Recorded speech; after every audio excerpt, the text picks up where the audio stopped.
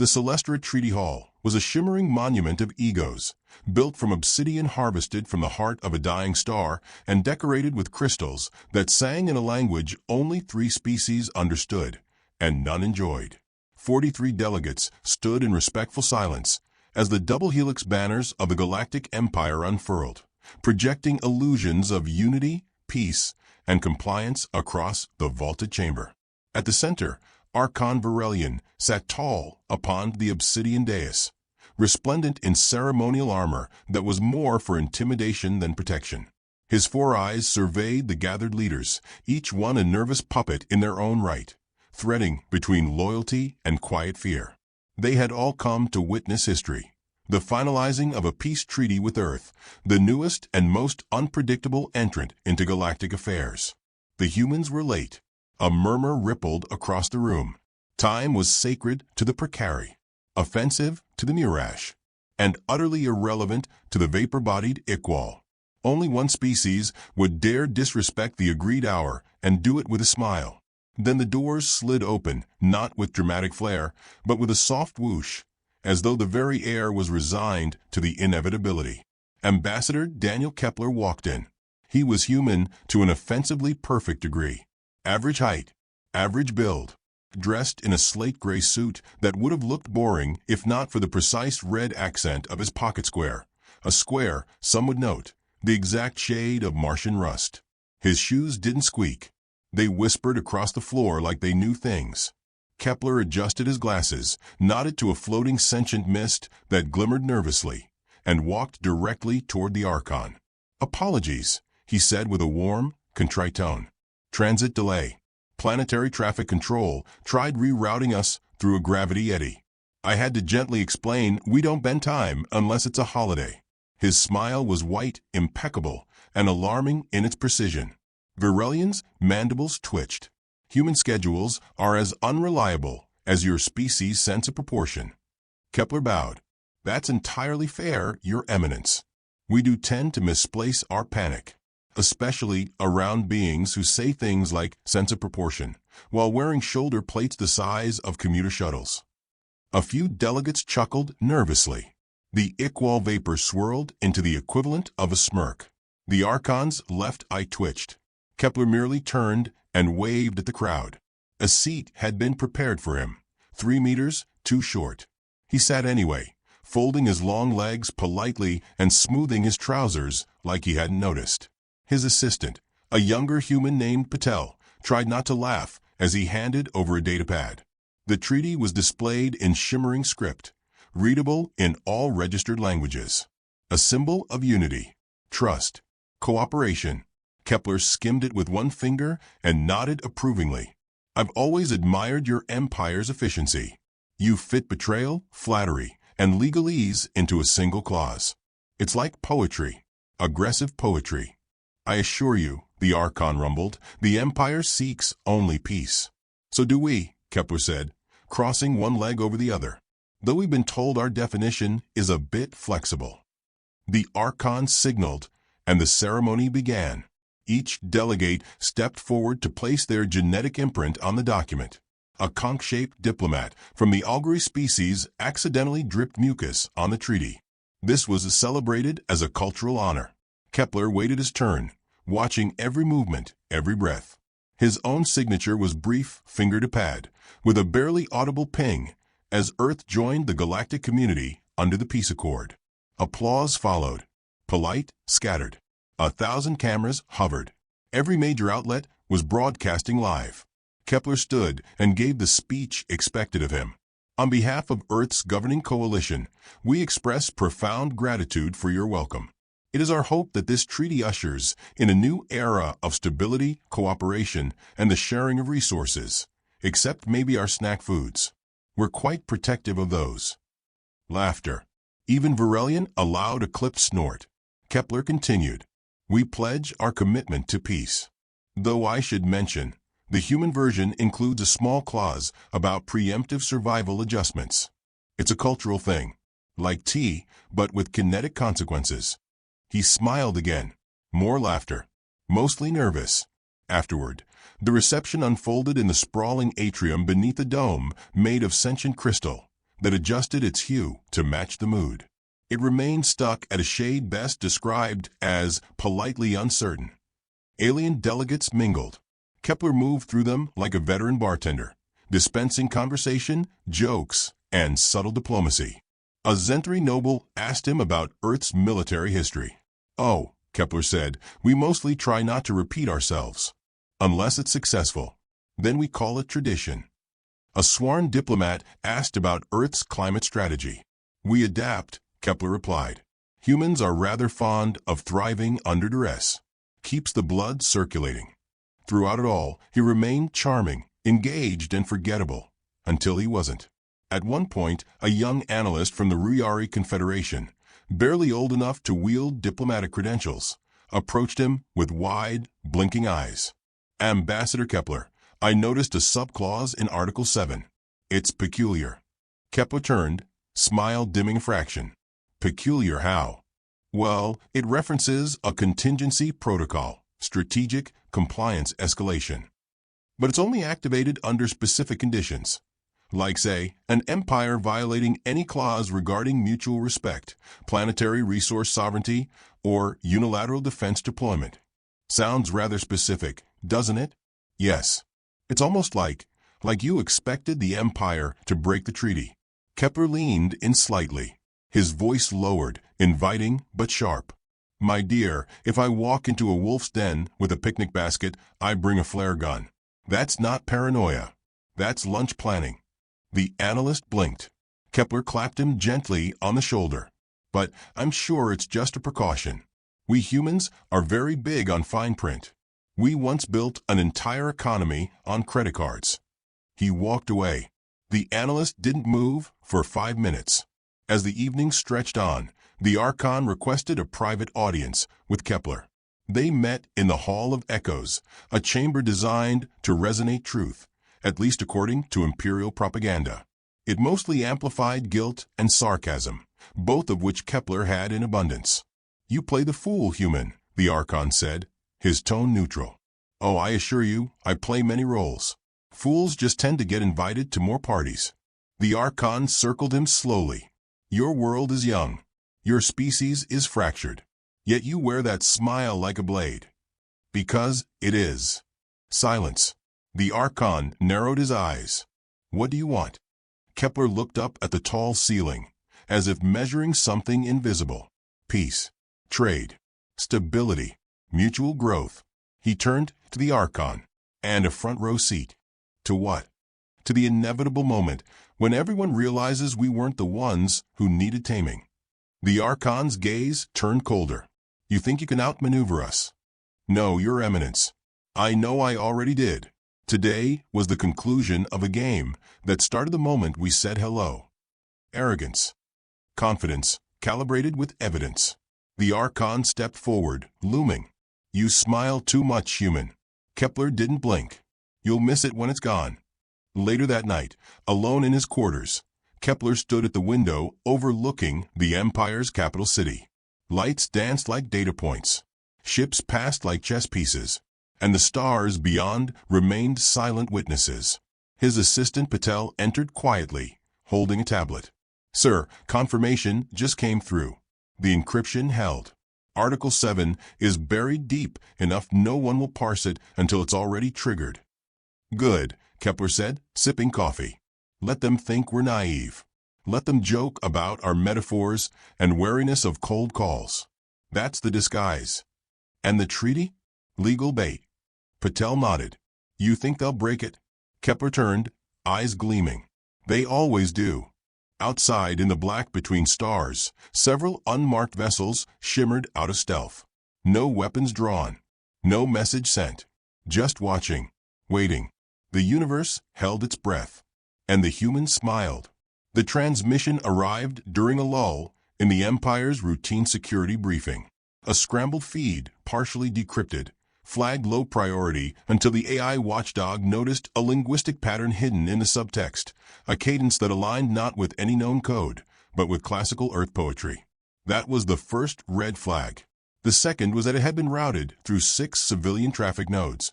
bouncing off unrelated agricultural satellites before appearing in the inbox of an Imperial logistics officer named Tharnvel.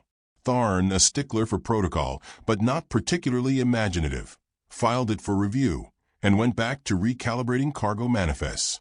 12 hours later, a listening station near the Lyral Rift vanished. No distress call, no explosion, just silence, clean, surgical. When Tharn was questioned by internal security, he shrugged. The humans said they wanted to streamline communications. Across the stars, patterns began to form, tiny anomalies that, taken alone, meant little.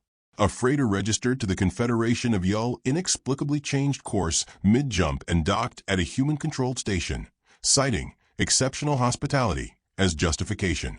A data broker on Etrion Prime reported 3 high-ranking diplomats attending Earth's cultural exchange program had failed to return and had, quote, decided to stay indefinitely, citing emotional revelation and financial opportunity. No one in the Empire was laughing. At first, it was just a feeling. A whisper, nothing more. The kind of background dread that diplomats and intelligence officers learned to ignore if they wanted to sleep at night. But the whispers grew legs. The kind of legs that walked up and slapped you across the face in the form of non-aligned systems, suddenly adopting Earth-standard protocols for defense and governance, without formal annexation, without war, and with an alarming amount of enthusiasm. Some called it diplomacy. Others called it assimilation. The Empire began calling it a problem. Archon Varelian called another closed-door session of the Imperial Council. He stood beneath the pulsing light of the consensus core. His voice edged in something rarely heard: uncertainty. The humans are accelerating their influence without force, he said, tapping his claw against the hard light map. They convert systems without firing a shot. They poison order with charm. One of the counselors, High Analyst Dravik, narrowed his 4 eye stalks. We approved their cultural outreach efforts. Exchange, after all, was part of the treaty. So was non-interference, the Archon growled. And yet they interfere with precision, with intent. Intent is hard to prove, muttered another. Not if you understand humans, came a voice from the shadows. They turned. It was a historian Rilshaz, a thin, silver-scaled Aurelian, whose frail body masked an intellect honed by decades of studying extinct civilizations. Humans are not conquerors in the conventional sense. They are cartographers of social gravity. They reshape the landscape with presence alone. If they find resistance, they don't attack. They recruit. Varelian's eyes darkened. Speak plainly. Rilshaz coughed gently. They walk into your house, compliment your decor, help with the dishes, and within weeks, you're asking them for permission to rearrange the furniture. It's not war. It's colonization via friendship. The chamber fell into a disturbed silence. One counselor finally spoke. Surely we're exaggerating. This species is erratic, emotional, scattered. Rilshaz smiled thinly. All of that. Until you corner them. Daniel Kepler wasn't smiling this time. He stood aboard the Empire's diplomatic cruiser, Resolute Accord, hands folded behind his back as he stared out at a gas giant spinning lazily beyond the viewport. Patel stood beside him, scrolling through a list of diplomatic coincidences with growing amusement. I count 11 unaligned planets now adopting Earth-standard defense doctrines, Patel said, brow raised. 5 have requested trade relations outside Empire protocol. 2 have offered us raw materials in exchange for reality television archives. Kepler's lip twitched. Never underestimate the influence of drama. It's our most efficient cultural export. Patel hesitated. You think the Archon's getting nervous? I think he's realizing the only thing more dangerous than a species at war is one that prefers paperwork and patience. Still smiling on the outside. For now. He paused, then turned to Patel. I want you to accelerate the contact protocols. Push the next wave. The diplomatic outreach, or? Kepler's voice was calm. The kind with deniability. Patel nodded and left the bridge. Kepler stayed behind, watching the swirling clouds below. Somewhere down there, the seeds had already been planted. New unions, small rebellions, soft reforms. No battles. Just persuasion. Suggestion. The human way. Elsewhere, in a darkened chamber of the Imperial Bureau of Information, a sworn inquisitor leaned over a restrained human. The man, Dr. Felix Monroe, botanist, Earth-certified, sat calmly in a chair, sipping water, and watching the insectoid inquisitor with mild curiosity. "You claim you are here to study flora," the sworn buzzed. "Indeed," Monroe said. "Your star ferns are fascinating. They respond to emotional stimulus. Did you know that? Emotions are irrelevant. You are suspected of espionage." Monroe frowned. "For caring about plants? For quoting your Machiavelli during a botanical lecture?" Monroe blinked. "Well, the principles apply. Control, power, growth. Whether it's empires or tomatoes." The sworn hissed, mandibles clicking. "Are you threatening the empire with agriculture?" Monroe laughed. "Oh no. We'd never threaten. We cultivate." The sworn backed away. After he left, a lower-ranked officer approached the cell and whispered, "Was that on purpose?" Monroe smiled. "Of course not. I'm just a humble botanist." His file was flagged immediately for escalation. That same week, 5 different imperial colonies submitted formal complaints regarding Earth advisors. Not because they were oppressive, but because they were too effective. Infrastructure improved. Food distribution was stabilized. Education increased. Dissent decreased. "How do we punish them?" a governor asked in a secure channel. "For making us look bad?" No answer came. The Archon watched it all with increasing fury. Every time he tried to pin a violation on Earth, the treaty blocked him. They had anticipated the accusations. Buried clauses inside clauses, every move protected with velvet language and maddening logic. Earth hadn't broken the treaty. They had weaponized it.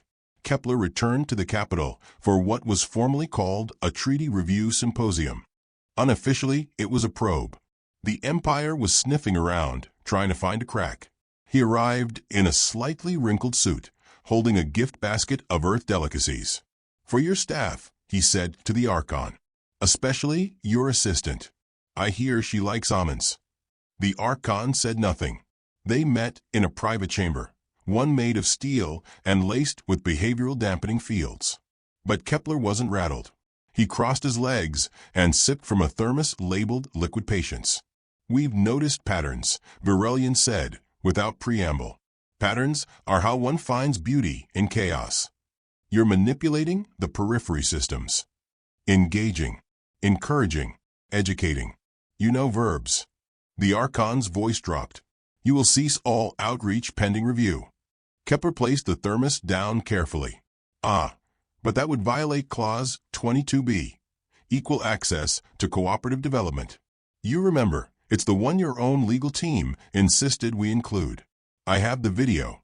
He tapped his wrist, and a holoimage shimmered into life, a younger imperial lawyer praising the clause as a generous concession to a primitive race. The Archon snarled. "You twist our words." "No," Kepler said. "We just remember them."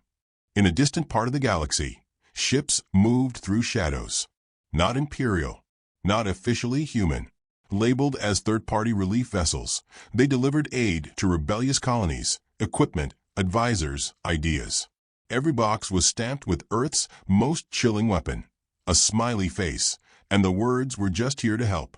In the halls of academia, Dr. Rilshaz watched with growing anxiety. His research into human history had taken a darker turn.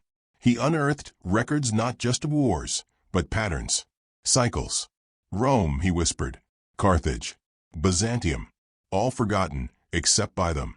He cross-referenced timelines, cultural shifts, military surges disguised as civilian progress. "They don't conquer," he said aloud to no one. "They wait. They wait until the prey invites them in." He requested an emergency summit with the Council. Meanwhile, Patel returned to Kepler with updates. "Our outreach efforts are ahead of schedule. The Larnac enclaves have begun requesting Earth security protocols." "Good," Kepler said. "What about the Warhawks?" "They're stirring. The Archon's been seen meeting with military heads." Kepler nodded, unsurprised. "He's getting desperate. He'll break the treaty soon." And when he does, Kepler's expression turned cold for the first time in weeks. Then Earth stopped smiling. In the final scene, Daniel stood before a private monitor, watching as another colony requested entry into the Unified Systems Development Accord, an Earth-sponsored program. The Archon watched too, on his own feed, expression twisted in restrained fury. A message blinked onto his console. From Daniel. No subject line. Just one sentence. This is the part where you realize the peace treaty was never for peace. Virelian slammed his fist into the desk, cracking the surface. The whispers had grown into a storm, and the humans were already in the center of it, calm, polite, and entirely in control. The message came at dawn on Virelian's homeworld, though dawn was more symbolic than literal. Light filtered through a thick, ionized atmosphere in slow, oily waves that painted the sky like a bruise. The Empire's most heavily fortified supply station, Garthos Prime, had gone silent. No distress signal. No visible damage. Just silence. The transmission logs ended with a single phrase embedded in the metadata. In accordance with Article 7C, assistance has been rendered. It was signed almost mockingly, with the Earth Federation seal, a stylized handshake over a field of stars. Virelian didn't speak for a full 30 seconds. When he finally did, it was not with rage, but with measured calculation. He summoned his inner circle, terminated a treaty oversight committee mid-session, and declared an intelligence emergency. It wasn't war, not officially, but it wasn't peace either. Not anymore. Elsewhere, Daniel Kepler sipped tea on the balcony of a colonial administrative complex overlooking the Terran-allied world of Eros V. He leaned forward just slightly, watching children, human and non-human alike, chase each other across the stone-paved square. His expression was serene. There was no commotion here, no panic, just the quiet bloom of something ancient, inevitability. Patel stepped up behind him, holding a datapad. They've realized. I know, Kepler replied. It took longer than I thought. The Empires started deploying fleet elements toward the fringe sectors. They're not hiding it anymore. They won't fire first. Patel hesitated. And if they do? Kepler smiled faintly. Then they'll have fulfilled the clause they didn't read. The one about premature enforcement voiding diplomatic immunity in favor of strategic realignment. He sipped his tea again. Article 7C. The most polite declaration of war in galactic history. Half a sector away, the planet Charak burned, not from orbital bombardment, but from within. A civil administration supported by Earth's non-profit advisory coalition declared secession, citing ideological incompatibility with imperial doctrine. Within an hour, automated defense systems, designed by humans and gifted months earlier as a goodwill gesture, activated to prevent imperial retaliation. Not a single Earth warship was present. And yet the Empire lost the entire sector. It was spreading now. A plague of competence. Earth's gift. The Empire began tightening its grip, issuing edicts, mass recalls, loyalty pledges. They launched fleets not to conquer, but to quarantine.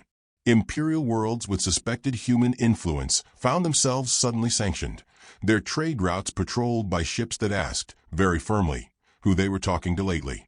Meanwhile, those same worlds were receiving shipments of food, medicine, and infrastructure supplies from Earth-registered vessels marked civic relief. Virelian gathered his war council and pounded his clawed hand against the table. They are not attacking us. They are dissolving us. Then strike back, growled Admiral Thosk, a brute of a creature whose species had never evolved vocal subtlety. Destroy a colony. Make them bleed. They've bled before, Virelian said. It didn't make them kinder. He stared at the galactic map projected before them. Earth's influence radiated like a fungus, unavoidable, quiet, and persistent. We are the ocean, and they are the salt. In an unmarked void, the first kinetic incident occurred. An Imperial listening post opened fire on an unidentified vessel that refused to respond to hails. The vessel absorbed the shots with shields never before catalogued, disabled the post systems, then docked, peacefully, and began broadcasting diplomatic overtures. 3 hours later, the post crew submitted a formal request for Earth integration assistance. The report reached Virelian half a cycle later. He tore the data crystal in half with his mandibles and hurled the pieces into the recycling unit. Kepler, back aboard a human courier ship en route to the diplomatic summit on Draven, was reviewing the situation with Patel and two others, Operative Shaw of Earth's Quiet Response Division and Dr. Mara Tenley, a cultural architect from the Department of Non-Combat Integration. They sat around a minimalist conference table, sipping broth and reviewing system turnovers. "We've reached 27% quiet adoption across fringe territories," Tenley said. "Soft cultures are adapting faster than expected." "Too fast," Shaw muttered. "It's going to provoke a direct strike." "Which is what we want," Kepler said, without looking up. Tenley frowned. "We don't want a war." "We want the right war," Kepler replied. "The kind where they strike first, and we're justified. The kind we prepared for legally, morally, tactically. The kind where we win before the second volley." Shaw exhaled through her nose. "You think Varelian will give us that?" "I think he already has," Kepler said, flipping his screen to show Garthos Prime again. "He just hasn't seen it yet." On the Empire's core world, riots were starting to flare, not orchestrated, not armed. Just small, stubborn rebellions. Workers striking for better conditions after hearing about Earth labor standards. Citizens asking where their food replicators were.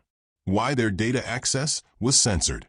The Empire tried to clamp down, but every suppression created 10 more sympathizers. The Council of Colonial Harmony, a group that once parroted imperial unity, announced they were exploring a more inclusive cooperative governance model, which was code for "we've already called Earth." The Empire was cracking. Not from weapons. From want.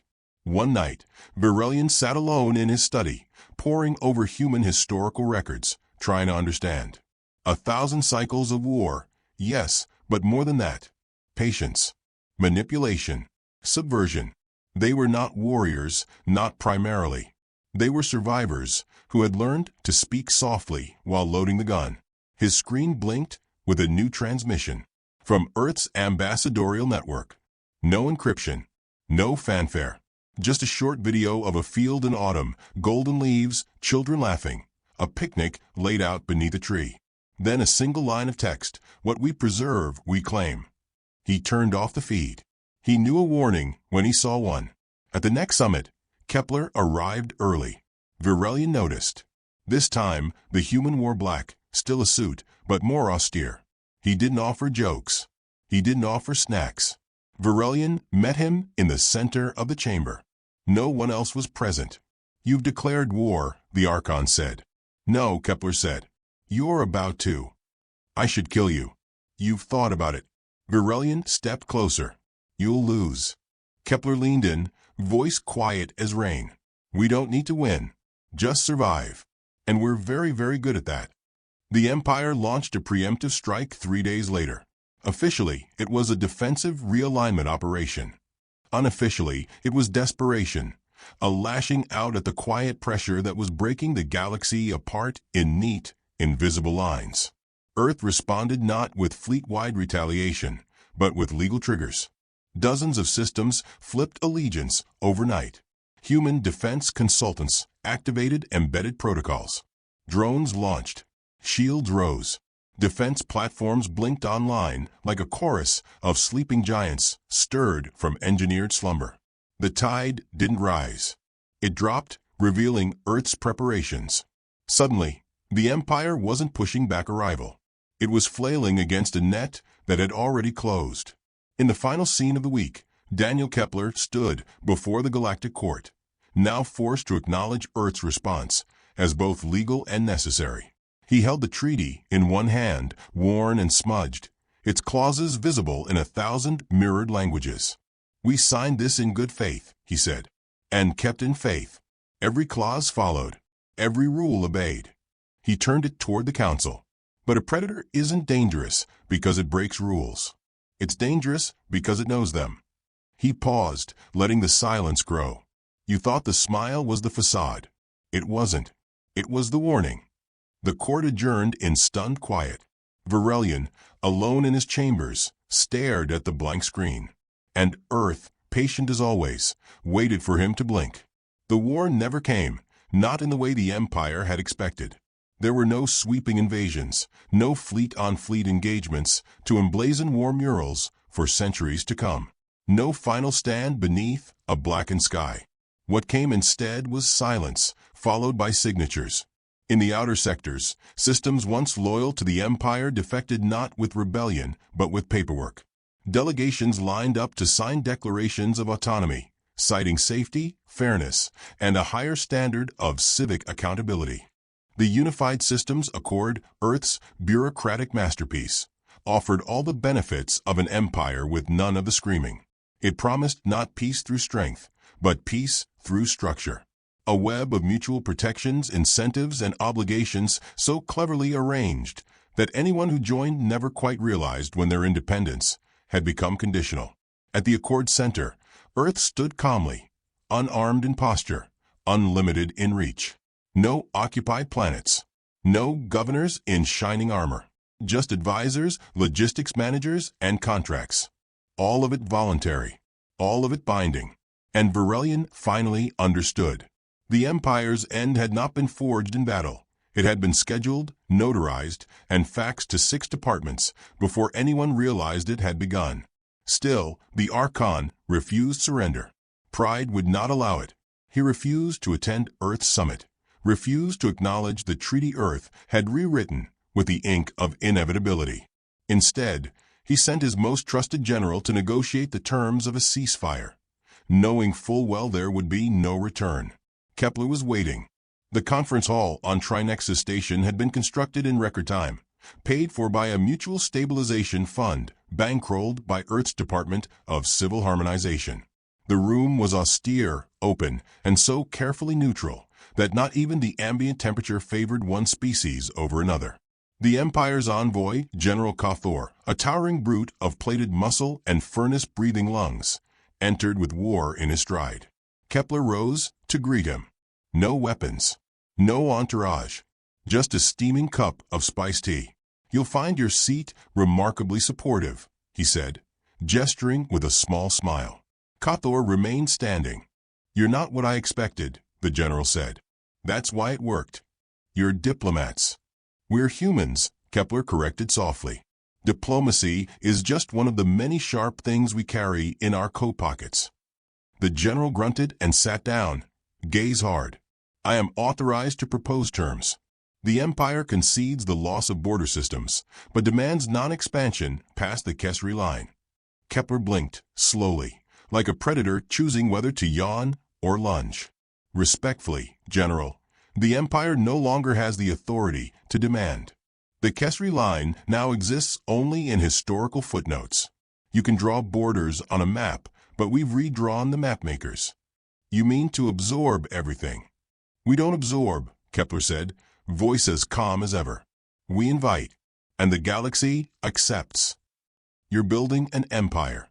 He took a measured sip of his tea. "No, we're replacing one." Cathor leaned forward. "So this is it? You outmaneuvered us, and now we bow." "No," Kepler said. "You kneel." The words hung in the air like gravity, inevitable, final. The general opened his mouth, then closed it. He stood. "I will inform the Archon." Kepler nodded. "He'll deny it, of course. That's his right. But history already decided. It's just waiting for his signature." Elsewhere, Rilshaz the historian sat in his private study, updating the archive of civilizational turns. He was careful with his words. There was no malice, no admiration, only precision. The entry for Homo sapiens, once categorized under emerging species, now received a new designation, Apex Orchestrators. He paused before saving. Then, slowly, he typed a final line. They did not rise through war, nor collapse through peace. They smiled, and the galaxy shifted. On the former capital world of the Empire, statues were quietly relocated. Not torn down, simply moved, replaced with artwork that told quieter stories. Trade hubs reopened under new branding. Education centers adopted hybrid curriculums. A subtle, permanent transition. Not one system forced, each one chosen. Earth's motto, once a throwaway line in its early diplomatic primers, became a phrase studied in alien schools. Offer the hand. But make sure the hand holds the pen that signs the future. At the epicenter of it all, Kepler was offered Earth's highest civilian honor. He declined it, as expected. He sat one evening in a garden grown from flora donated by 40 different worlds. The sun dipped low. Crickets, imported from Earth, chirped politely. Patel sat beside him, quiet for a time. "You think they'll ever forgive us?" he asked finally. "For what?" Kepler replied, eyes on the sky. "For winning." Kepler didn't answer at first. "Then they'll forget. That's better." He leaned back on the bench, the wood groaning slightly beneath him. "It's what humans do best. Forget. Move on. Rebuild." Patel frowned. "You sound tired." "I am," Kepler admitted. "But that was the job. To make sure the worst never came. And to do it wearing a tie." He smiled faintly. "Ironic, isn't it? The diplomats were the weapon." "You were the weapon," Patel said. "No," Kepler replied. "I was the decoy. The real weapon was patience." At Earth HQ, deep beneath a mountain that officially didn't exist, an AI system finished compiling the results of the decade-long operation known as Project Concordance. It flagged success. Target civilization neutralized through socio-legal inversion. Final stage, mimetic stabilization. The AI hesitated before executing the archive lock. Then, as if curious, it played back the very first human briefing clip used to prepare the diplomatic staff. Daniel Kepler, years younger, stood before a crowd of cadets. "Remember," he said, smiling, "we don't invade. We don't conquer. We persist. We endure. We walk into the room, pour the tea, and let everyone realize they've already sat at our table." He pointed at the screen. "And when they try to flip the table, they'll find we bolted it to the floor." The clip ended. Virelian never signed a treaty. He vanished from public life, retreating to a distant moon with no transmitters, no visitors. Some say he lives in a state of contemplation. Others believe he died of shame. Earth issued a formal statement expressing regret over his absence and sent a fruit basket. A large one. Time passed. New generations of diplomats trained under the Earth model. Conflict declined across the galaxy, not because war had vanished, but because it had become unfashionable. More importantly, it had become expensive, and Earth offered better rates for prosperity. The apex predator had revealed its teeth. They were shaped like contracts. One last scene, years later. Daniel Kepler walked through a memorial garden on an Earth-aligned world. Trees rustled gently. Children played. A statue stood in his honor, though he hadn't approved it, depicting him offering a document to an alien with 4 eyes and too many limbs. The plaque simply read, "He gave us a choice." And we took it. A young ambassador approached. "Sir," she said, breathless, "I've just been appointed to the Zenthari negotiations." He stopped, turned. "Congratulations." She hesitated. "Do you have any advice?" Kepler looked up at the stars. "Yes," he said. "Don't smile unless you mean it. But when you do, let them wonder." She nodded and left. Kepler stood a moment longer. The stars above blinked like old friends. Then he turned, walked back to his ship, and vanished into history. Behind him, the galaxy moved on. And it moved on Earth's terms.